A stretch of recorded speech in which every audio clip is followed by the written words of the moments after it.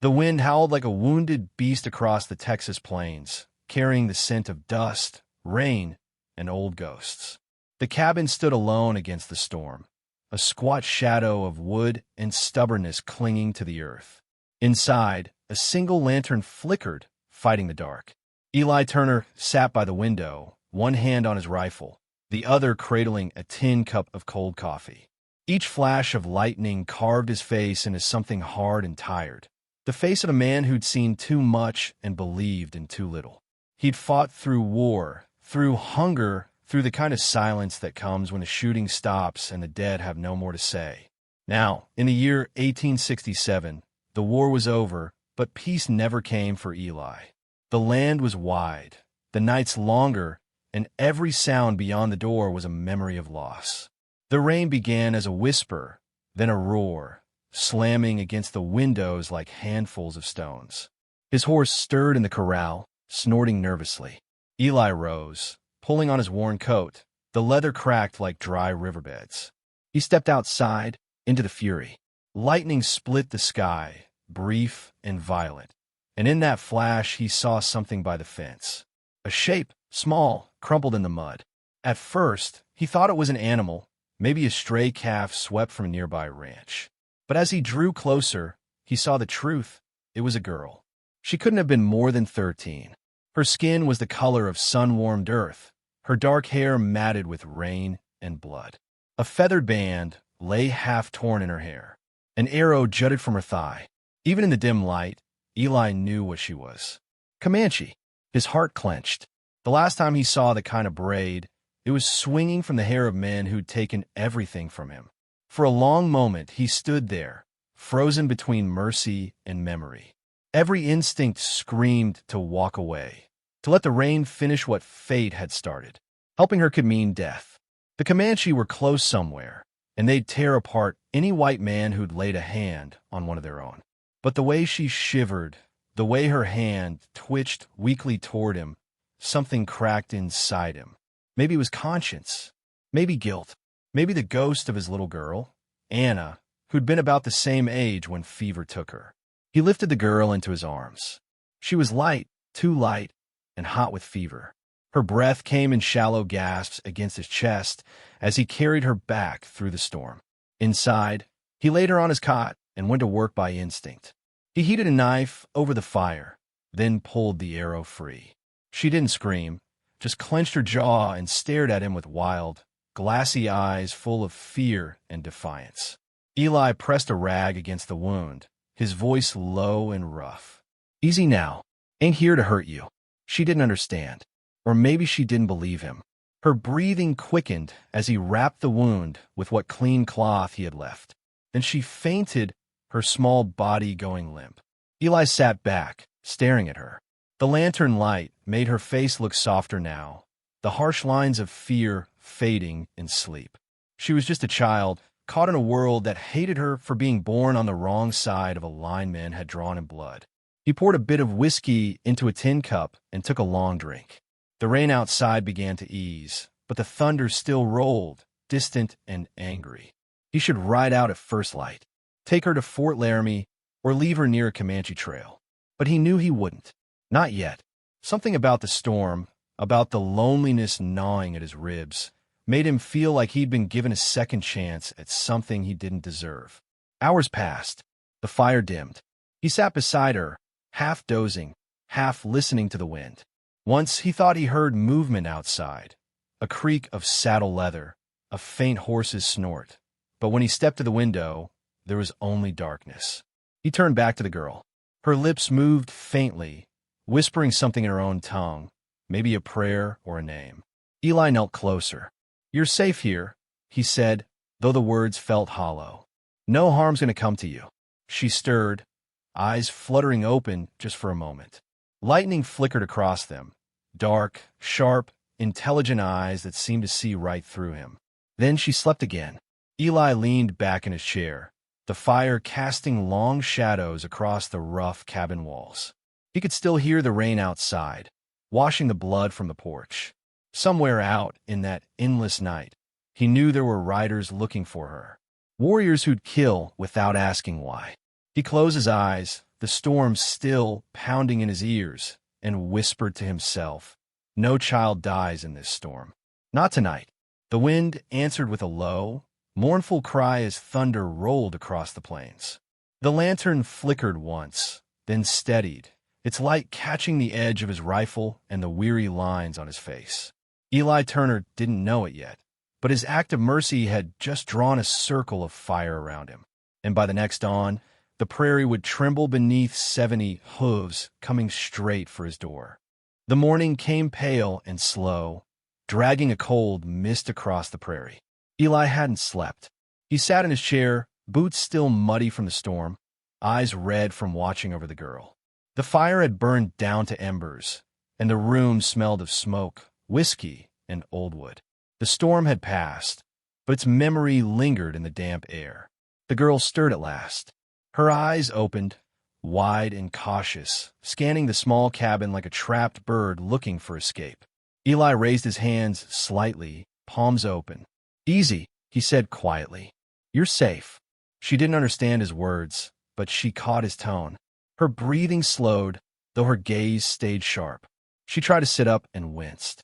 Eli moved closer, pointing gently to her bandaged thigh. "Arrow wound," he murmured. "You'll be fine, but you gotta rest." She looked down at the bandage, then back at him, mistrust flickering across her face. When he offered her a tin cup of water, she hesitated before taking it. The small gesture felt like something fragile being built between them, one cautious sip at a time. Eli sat back, watching her. He didn't know what to say. What could a man like him say to a Comanche child? His throat tightened as memories crept in. Smoke, screams, the sight of his ranch burning. The day his wife's body was found near the riverbank, lifeless after a raid. He'd sworn he'd never help another native again. And yet here he was. Outside, the wind whispered across the plains, carrying the faint rhythm of drums. Or maybe that was just his heart beating too fast. The girl said something in her own language, soft, melodic, but unfamiliar. Eli shook his head. "Don't reckon I understand." She frowned, thinking. Then she tapped her chest lightly. "Taya." Eli nodded slowly. "Taya. All right." He pointed to himself. "Eli." Her lips twitched, a flicker of a smile, then gone again. The silence stretched. Eli poured himself more coffee, black and bitter. He couldn't stop thinking about what would happen if someone saw her here. If a passing trader or scout caught sight of her through the window, word would spread fast. And when her people found out she'd been with a white man, there'd be blood. He stepped outside, scanning the open land. The sky was still heavy with clouds, but sunlight broke through in streaks. The world seemed too quiet. No birds, no riders, just the soft hiss of wind through the grass. When he returned inside, Taya was sitting up, tracing the carvings on his old wooden table with her fingers. Her curiosity made her seem younger somehow, less like a threat and more like what she truly was, a frightened child caught in the middle of a land too cruel for innocence. He went about his chores quietly, feeding the horse, fetching water, checking the rifle he kept near the window. Each motion was practiced, careful. He'd lived too long alone not to sense when danger was near. That afternoon, while splitting wood, he noticed something in the distance, a thin column of smoke rising far to the east. His stomach tightened. A campfire, maybe 2 miles away. Comanche scouts, perhaps. Searching. He returned inside, heart pounding, trying not to show it. Taya watched him, her expression unreadable. He tried to smile, but failed. "We might have company soon," he said, mostly to himself. For the rest of the day, the tension in the cabin grew thick. The sound of every creaking board, every gust of wind seemed louder. Eli sat by the door with his rifle across his knees, while Taya dozed lightly near the fire. He caught himself studying her face. How peaceful she looked now compared to the night before. When the sun began to sink, the world outside turned gold and red. He went to shutter the windows. From somewhere beyond the ridge came a distant echo, drums. Faint, rhythmic, deliberate. His hand froze on the shutter. Drums meant riders. Drums meant war parties calling to each other across the plains. Eli's throat went dry. He turned toward the girl, who was already awake, eyes wide. She had heard it too. Her breathing quickened. She spoke rapidly in her language, pointing toward the window, toward the direction of the sound. He didn't understand her words, but her fear said enough. Eli moved fast, checking his ammunition, making sure the rifle was clean. The last light of day died out, and the prairie fell into a deep, uneasy dark. Inside, the fire burned low. The two of them sat in silence, each lost in their thoughts. The soldier haunted by ghosts, the child haunted by her people's wrath. Eli looked at her once more, feeling the weight of what he'd done pressing down like the storm the night before. He could have left her. He could have turned his back, but he hadn't. And now, fate was coming to collect its due. He rubbed his temples, voice barely a whisper. God help me, they're coming. Outside, the night wind carried a faint, distant sound, the thunder of hooves. Slow at first, then steady, growing closer. He doused the lantern and sat in the dark, listening. Somewhere in the distance, 70 warriors rode under the cold moonlight, and the earth began to tremble. Dawn came cold and windless. The sky stretched pale and brittle over the prairie, and a strange stillness hung in the air, the kind that comes before the storm breaks, when the world itself seems to hold its breath. Eli Turner stood on his porch, rifle in hand, eyes fixed on the horizon. The ground trembled first, a low vibration through the soles of his boots. Then came the sound, like thunder rolling over dry land. Hooves, dozens of them. He turned toward the corral, where his horse snorted and stamped nervously. Dust began to rise in the east, a faint brown cloud twisting against the morning light. Then shapes appeared, black against gold. Riders, 70 Comanche warriors, fanned out in a wide crescent, riding hard and silent toward the cabin. Eli's heart slammed against his ribs. He'd faced death before, on battlefields, in ambushes, but never like this. Not when the odds were 70-1. He stepped inside, his movements calm but fast. The girl, Taya, was already awake, her eyes wide and filled with dread. She didn't need to see them to know. She could feel it too. Eli crouched beside her. "They're here," he said quietly. She didn't answer, just gripped his sleeve, shaking her head in silent terror. He looked at her wound.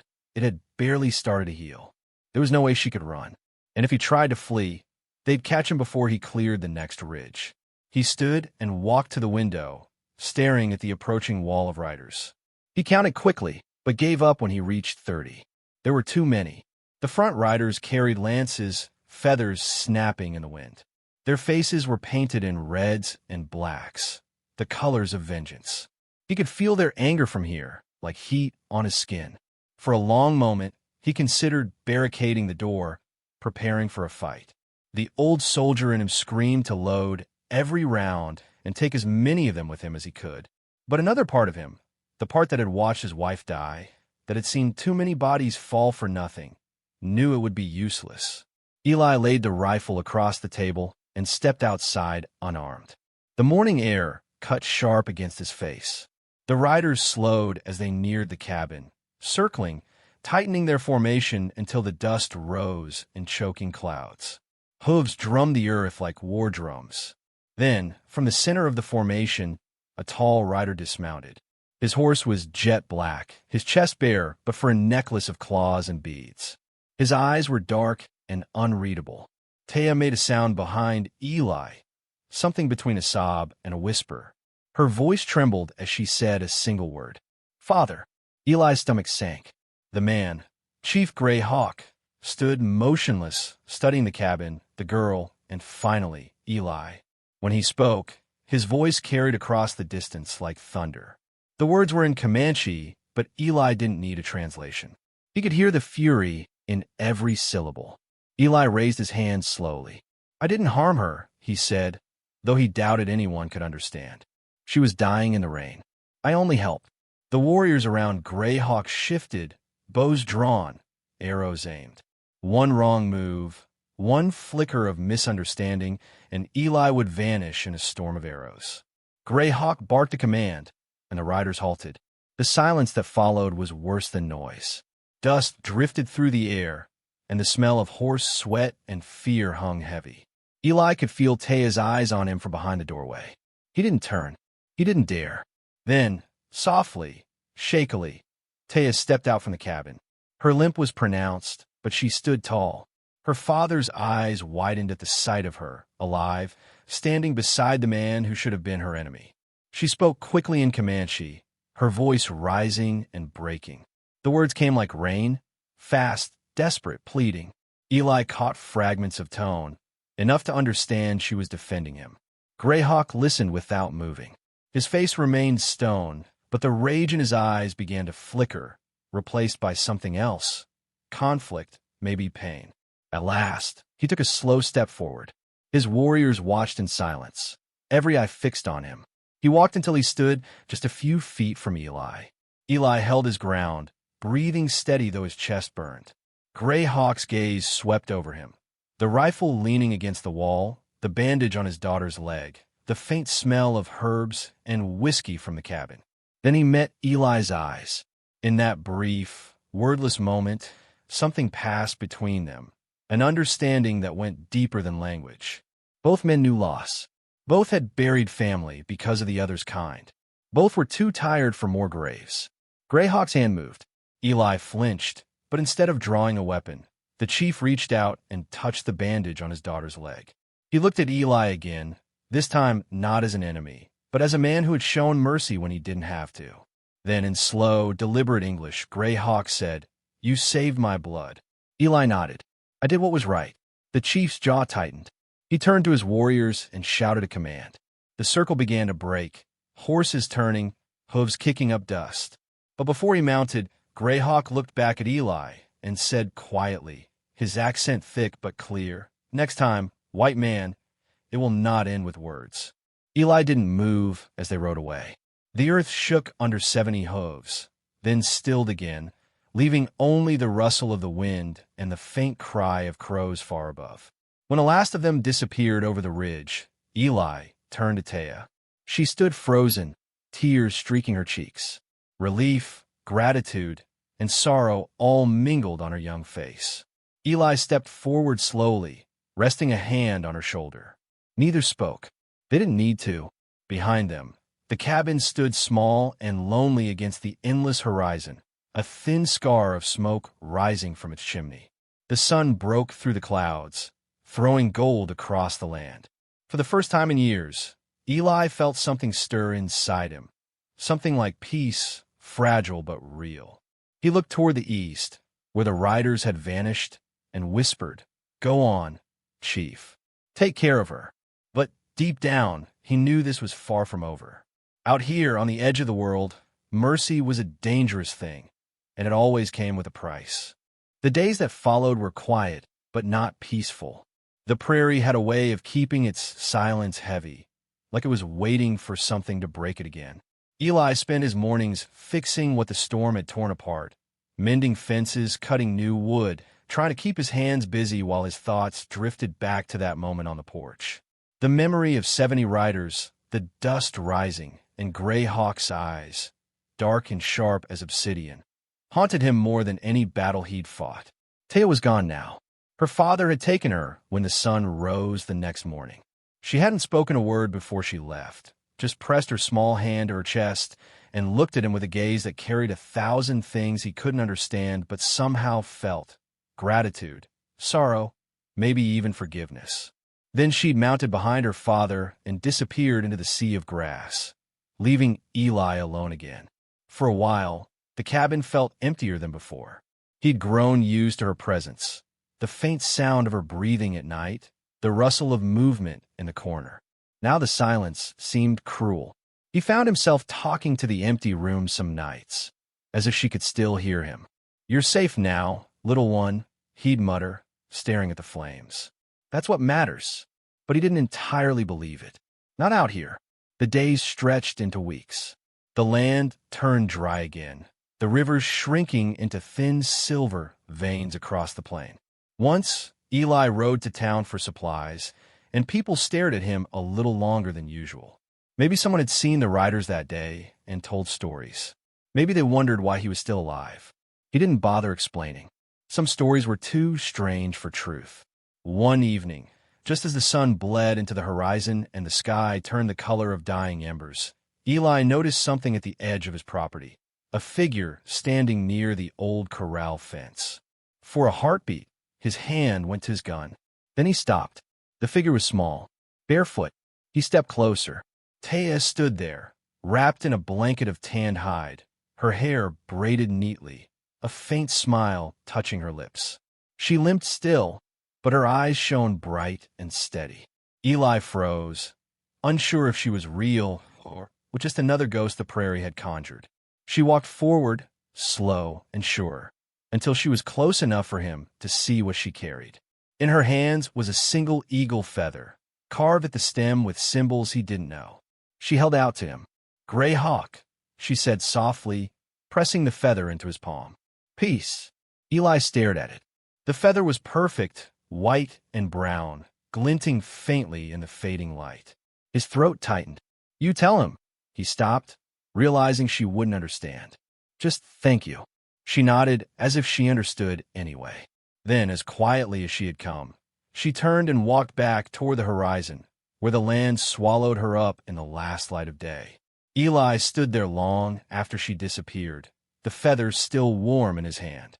The wind picked up, carrying the faint echo of drums across the plains, soft, distant, almost like a heartbeat. When he finally went inside, he placed the feather on the mantel beside his rifle. For the first time in years, he didn't feel the weight of it pressing on his soul. That night, he sat at the table with his old journal, the same one he hadn't opened since the war. He dipped his pen in ink and began to write. The frontier don't just test a man's courage, it tests his soul.